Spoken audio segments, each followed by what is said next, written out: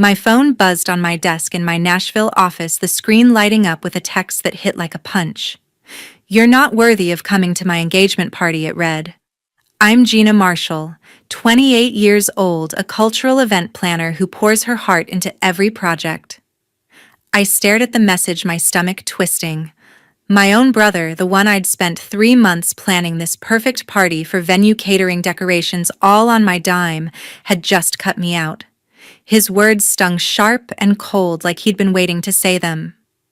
I'd been up late nights sketching table settings, calling vendors, making sure his big day would shine.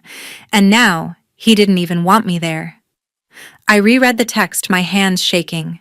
He didn't give a reason, just that I wasn't good enough. My first instinct was to call him, demand answers, but something stopped me. I put the phone down, took a breath, and smiled. A plan was forming. A week later, I'd be on a plane to Hawaii, leaving his precious party in the dust. And when that day fell apart, my phone would light up with calls I wouldn't answer. But I'm getting ahead of myself.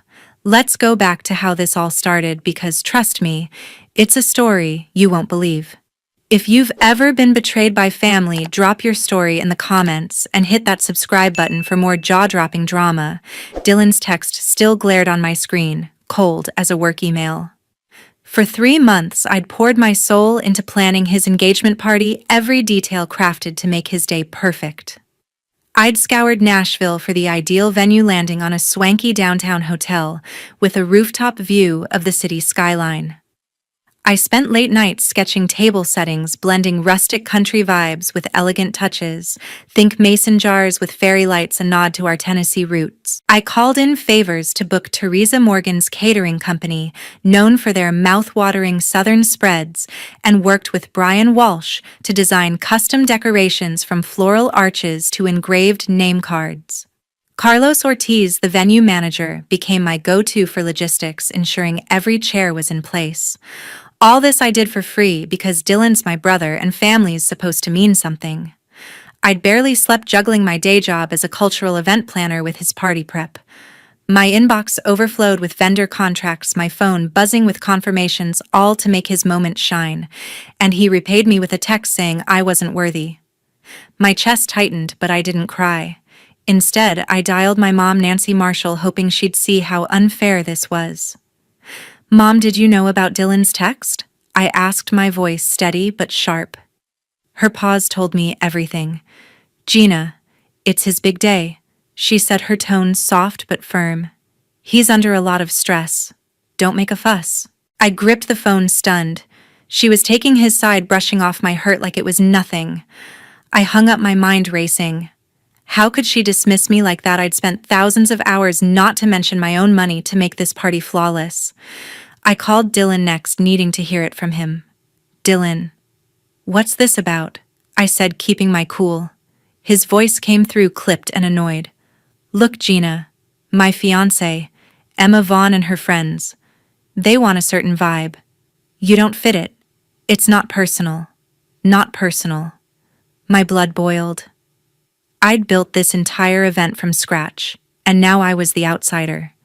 He rambled on about limited seats, about keeping things classy, but every word felt like a jab. Emma's influence was clear. She wanted her crowd front and center, and I was collateral damage. I pressed him, my voice rising. "I'm your sister, Dylan. I've been killing myself for your party, and you're saying I don't belong." He sighed like I was the problem. "Gina, just drop it. It's my call." I hung up, my hands trembling with anger.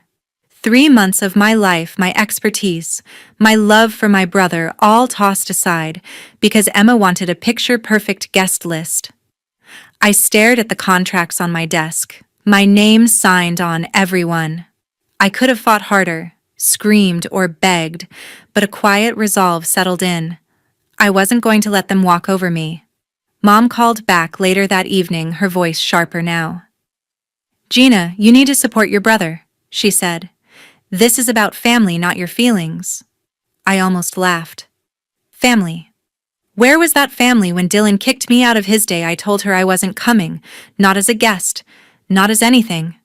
She gasped like I'd betrayed them. "You're being selfish," she snapped. I ended the call, my heart pounding. They thought they could guilt me into silence, but they were wrong. I wasn't just going to sit back and take it. 3 days after my fight with Mom, my dad, Stephen Marshall, called while I was sorting through vendor invoices at my Nashville office. His voice crackled through the phone, calm but edged with expectation. "Gina, we need to talk about the engagement gift," he said. I froze, already sensing where this was going. He explained that my brother and his fiancée were expecting a big gesture, a $3,000 contribution toward a luxury honeymoon for them. My jaw clenched. I'd already sunk countless hours and my own cash into their party, and now they wanted more, Dad. "I'm not paying for that," I said, my tone flat but firm. "I've done enough." His voice hardened. "Gina, this is for family. You can't just opt out." I gripped the edge of my desk, trying to stay composed. He went on, saying my brother deserved this, that I should be proud to help. Proud. After being told I wasn't good enough to even show up, I pushed back. "Dad, I'm not giving a dime when I'm not even welcome at the party." He scoffed like I was being petty. "You're making this harder than it needs to be," he said. "Just do your part." I hung up, my pulse racing. His words echoed Mom's family first, my feelings last. I wasn't just hurt, I was furious. They expected me to bankroll their celebration while they pushed me aside. I tried to focus on work, but my phone pinged with a new Instagram notification. It was a post from my cousin Vanessa Reed, tagged at a flashy Nashville bar, the Bluebird. The photo showed her with my brother and a crowd of their friends, all grinning under neon lights, captioned, "Best Bachelor Party Ever, Tasha, Dylan, and Emma." My stomach dropped. I wasn't just uninvited to the engagement party, I was out of the entire inner circle. Vanessa hadn't even mentioned me, not a text, not a call. I clicked through the story, watching clips of them toasting, laughing, planning the big day I'd built from the ground up.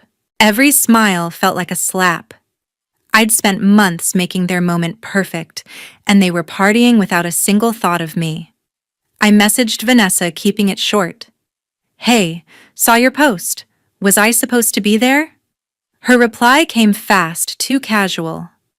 "Oh, Gina, it was just a small thing. Didn't think you'd care.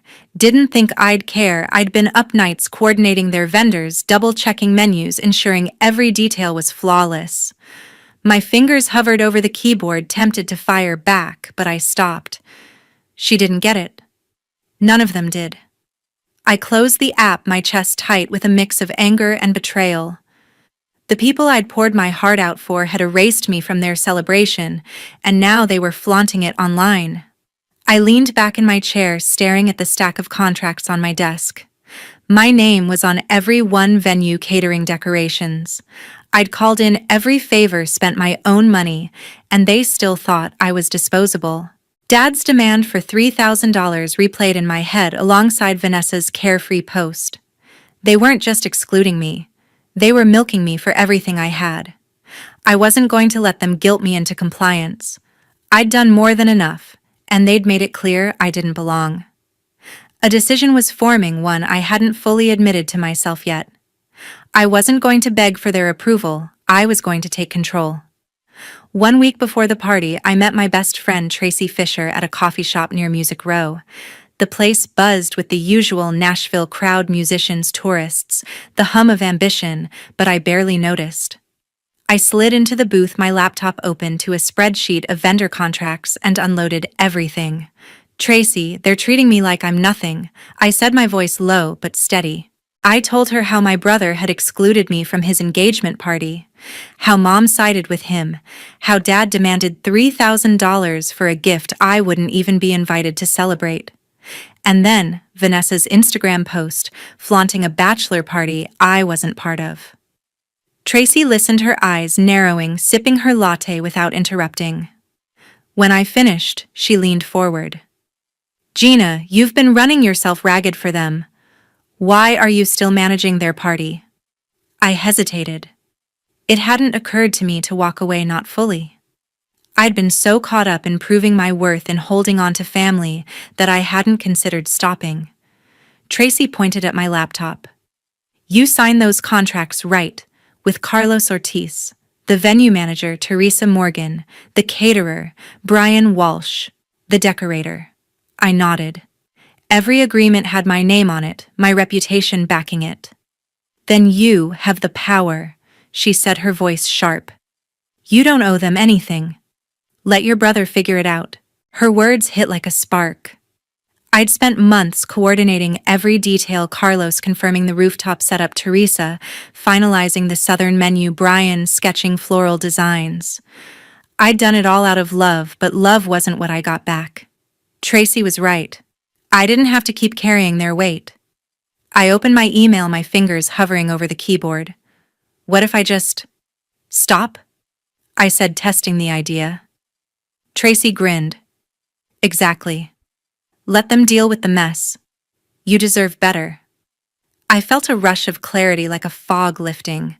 I wasn't going to beg for a seat at a table that didn't want me.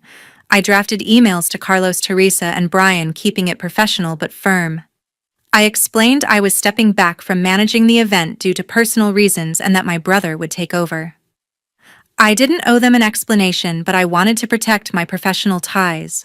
Carlos replied, almost instantly confused. Gina, you're the glue here. You sure about this? I was. Teresa called, her voice worried. We're on track because of you. He's not ready for this. I thanked her, but held my ground. Brian texted, asking if I was okay. I didn't reply. My decision was final. That night, I sat at my apartment staring at my phone. No calls from my family, no apologies, just silence. I opened a travel site and searched for flights to Oahu, Hawaii.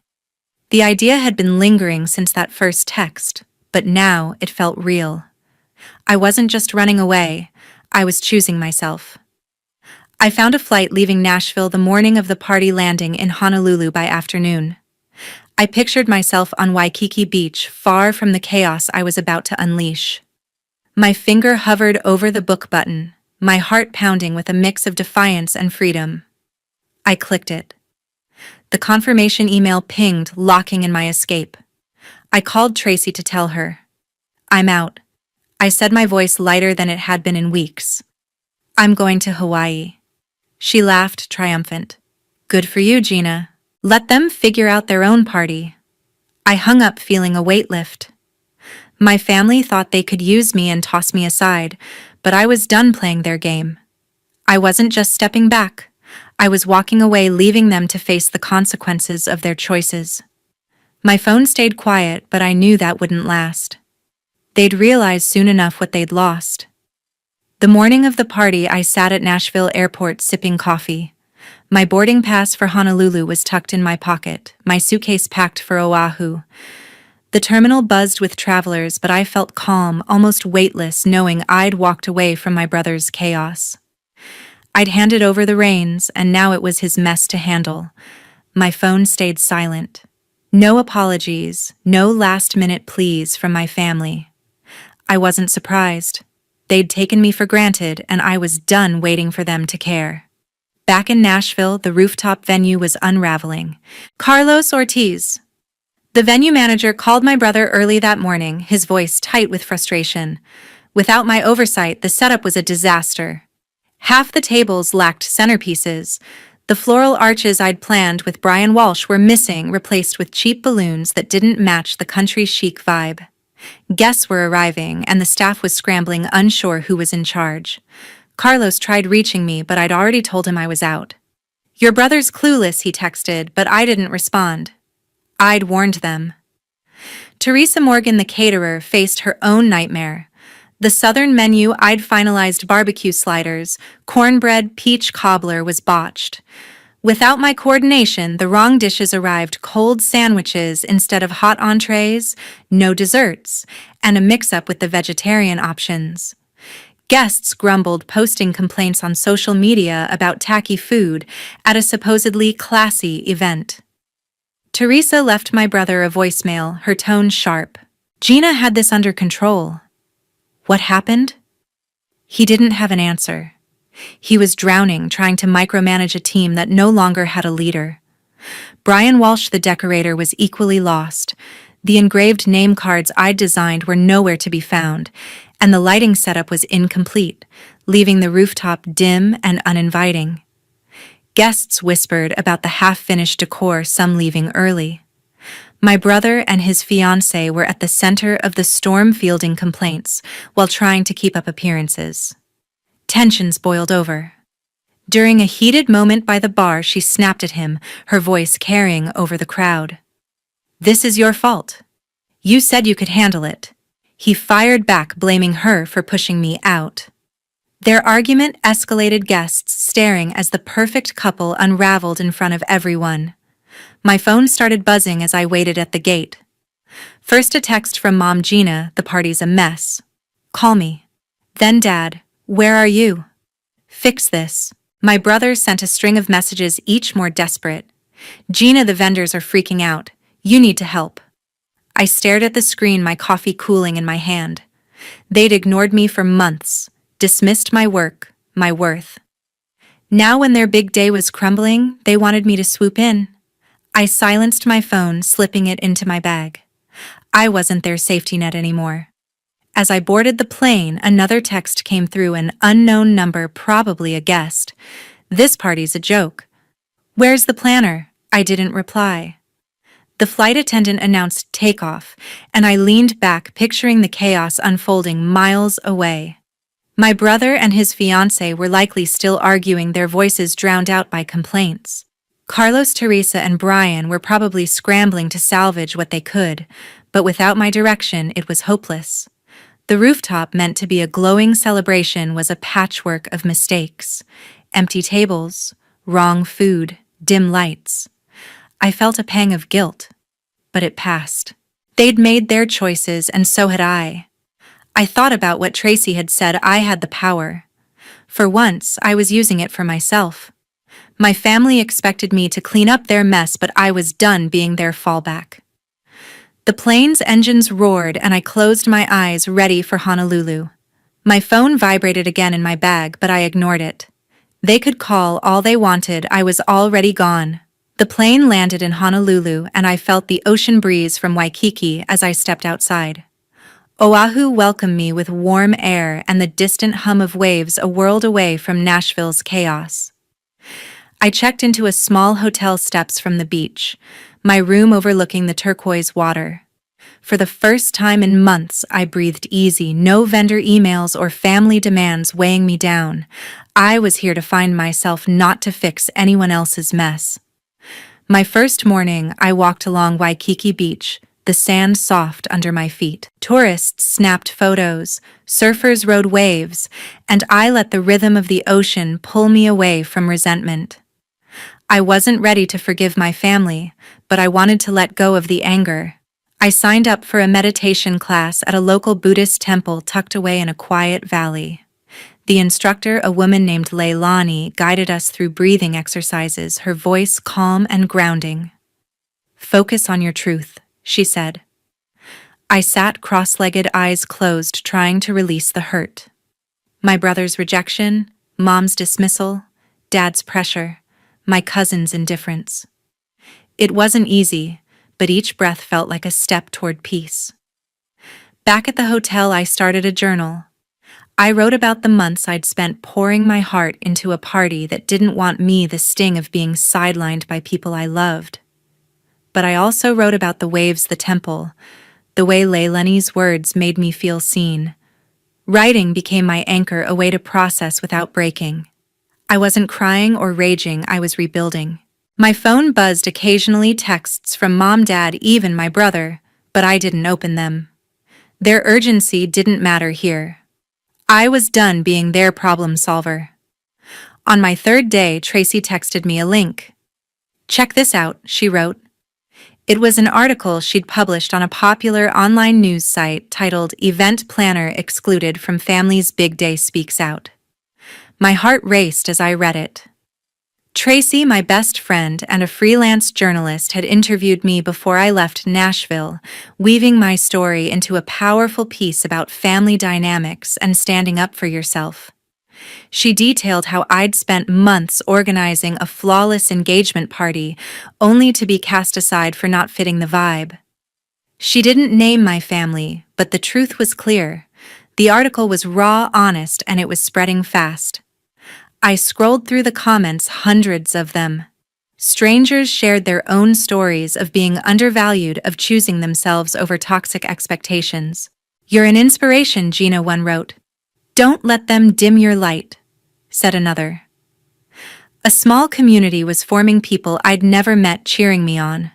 My inbox filled with messages from readers, some offering support, others asking for advice on setting boundaries. I wasn't alone anymore. Tracy's article had turned my pain into something bigger, a rallying cry for anyone who'd been pushed aside. I texted her back. "You're incredible. Thank you." She replied with a heart emoji, no words needed. I kept exploring Oahu, renting a bike to ride along the coast, stopping at food trucks for shave ice and poke bowls. The island's vibrancy